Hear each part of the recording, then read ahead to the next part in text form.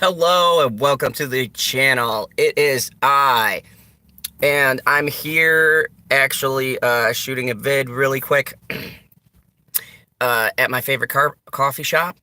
So I felt that I should post the video here. I love it. I can't promote them, I don't think. Copyright infringement laws. But they probably... Anyways, so I am here to talk to you guys yet again about... Well, what did I decide on? Oh, yeah, about Captain Woodface Plank Board, hollowed acting. You know the rest. I don't want to say it. I live in fear of the bots. So, Captain Marvel, the non-stop, never-ending source of my videos, and really the reason why I'm behind on so many videos, because you just can't make this stuff up. So we had initially thought, and I had stated in an early video, that this movie was making money. And then the greatest thing happened. I was watching Geeks and Gamers and with special guest star Odin. I am subscribed to all of those guys. Go watch them. They are the only news that I listen to now because the rest of it is non-informative garbage. So, anyways, as I do, I am eating the Shamrock Shake, which is ridiculously bad because I'm a martial arts instructor and I am working out and squeezing in Shamrock Shakes. I think they counterbalance each other quite nicely. So, Captain Marvel's box office. Apparently, an article came out and I heard a lot of names thrown around. I don't think it's Deadline. Screen Rant. The good folks at Screen Rant.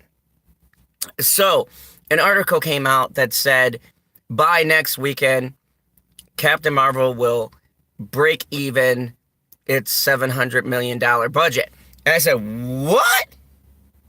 Hold on. Now, there's a couple of different ways you can interpret this. Now, maybe they don't have the actual budget. Maybe they're talking about it being profitable. It's weird. So there's been a lot of speculation, and the movie itself, I'm gonna just go out and say probably to make the movie itself because of Marvel, I'm gonna say they used like PS2 graphics for the ending, but that's just my personal opinion. The movie itself, including special effects and the $5 million already that they paid Brie Larson, not only for this movie, but her, oh Lord help us all, 7-movie deal. And then you add in having Samuel L. Jackson make a cameo and all of that. And I'd say the movie maybe cost about, we'll say 300 million-ish, somewhere in there. And then normally you'd add on about 100 to 155 million for promotional. That's how the typical movie works. Alita was the same way. Okay, and that's my template for a good CGI film. All right? So, going by that, it's opening weekend and including the box office recently, it's at 500 million. Technically, it should have made the 400 million back, and then it should have grossed an extra 100 million. Now, if this article is to be believed, and I've heard a lot of articles throwing out other different numbers like 500 million or something like that, or 525 million, but if this was to be accurate, and I'm going to state facts to why I think this is an accurate figure, that would mean that initial budget should have been about $150 million for marketing. You extended that budget by about 600 million. So the question becomes, why the extra $600 million? What in the world are you marketing to for an extra $600 million?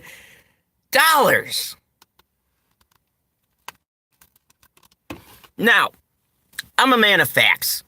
Anyone who comes on my channel, they know when you come on here, I look up stuff, I cite my articles, and I give you facts for which I base my opinion on. I'm not a conspiracy theorist. I don't like to indulge in that arena because it leaves too much open. And sometimes conspiracies act more as an excuse than they do as actual facts. And when you get the truth, it's not an X-Files situation. But this is strange. You have Rotten Tomatoes changes their website. Now, you could link that to the fact that the dude from Fandango owns Rotten Tomatoes and worked for Disney. Okay, a little bit of conspiracy. You have media outlets basically coming out and saying they play softball with certain films. Right after this, maybe you're lining extra pockets. You have the wedge between Infinity War and Endgame. You have, now I don't know if this is true, but you have people taking screenshots of opening night empty theaters. But yet, according to the theaters, and I know this because I work at a movie theater, according to the theaters, tickets were purchased for the shows, but no one showed up.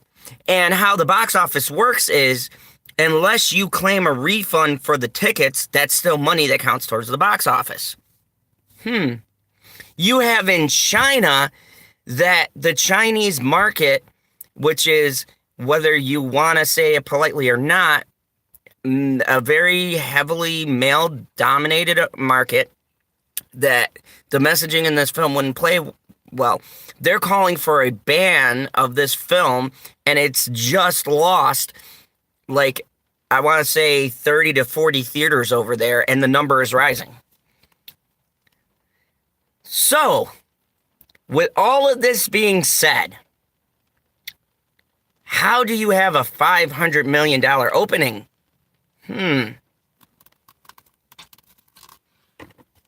Well, if we bring it back to the good old days of math,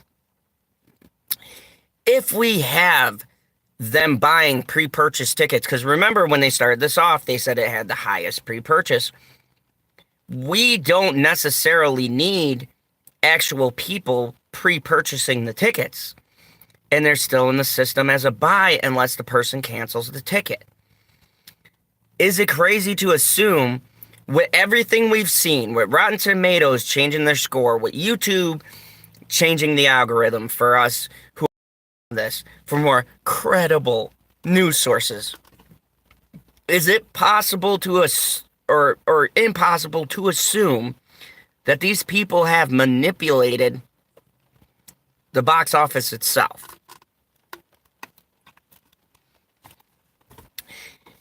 $700 million is a lot of money, and the 5 million or so, 6 million that would have gone into the marketing for this film is a lot of money. For Disney to put all of their eggs into this basket, it would appear to me that maybe someone brought tickets to these higher-ended theaters. Someone spent money to these really big 3D and IMAX showings, because those are $13 a ticket. And they booked these seats to inflate the numbers of what the opening weekend is. Here's the problem with your math, though.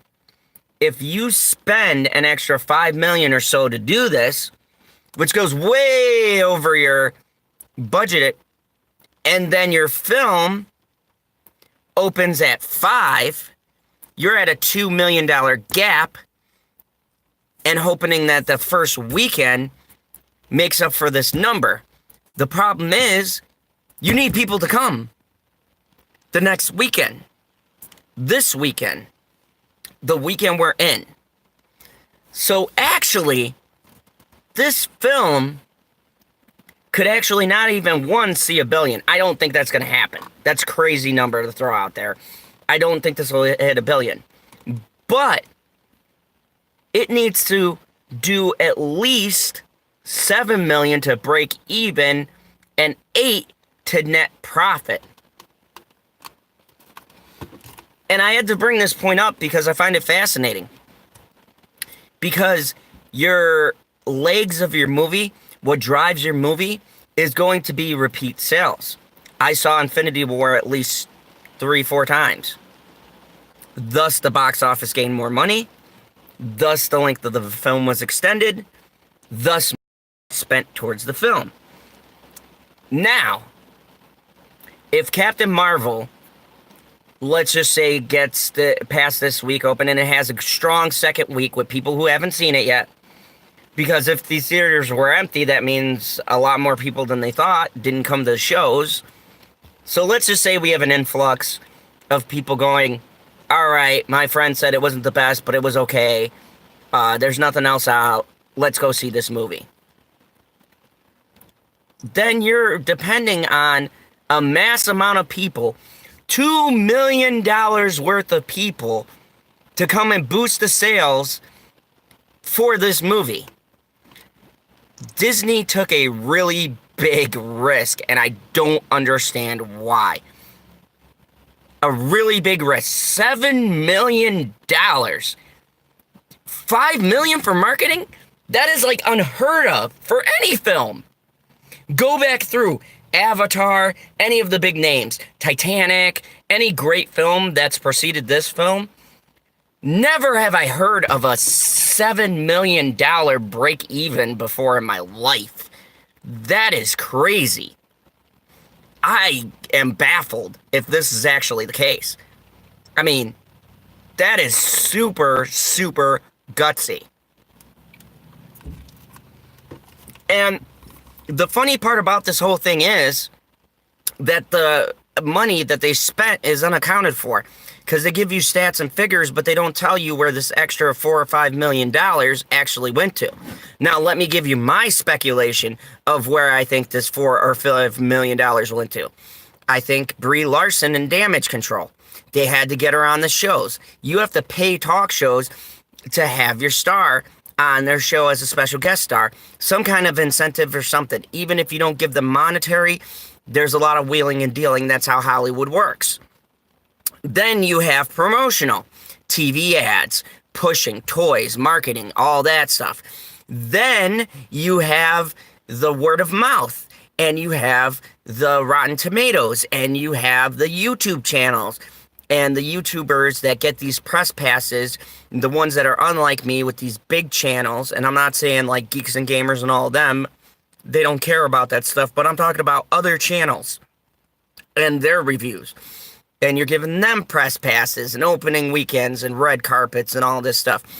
People don't realize that all cost money from the company. Now, the company only sees the sales from the first week box office. So actually, they're getting a lower return, which means for a film to break even at $700 million, they're not seeing the rest of that. They're just trying to recoup the money that they lost. And the foreign market will dip. You can't open a film in every major foreign market except for one and expect your movie to have legs. They literally open this thing up in every single foreign market they could possibly push the movie. And China is getting ready to boycott it. True story. Look up the article. They're going to kick this film out of their theaters because the Chinese and Asian markets, or China in particular, but the Asian market does not like feminist films. They just do not. And you can call them archaic or whatever else, but that's just the way the market runs over there.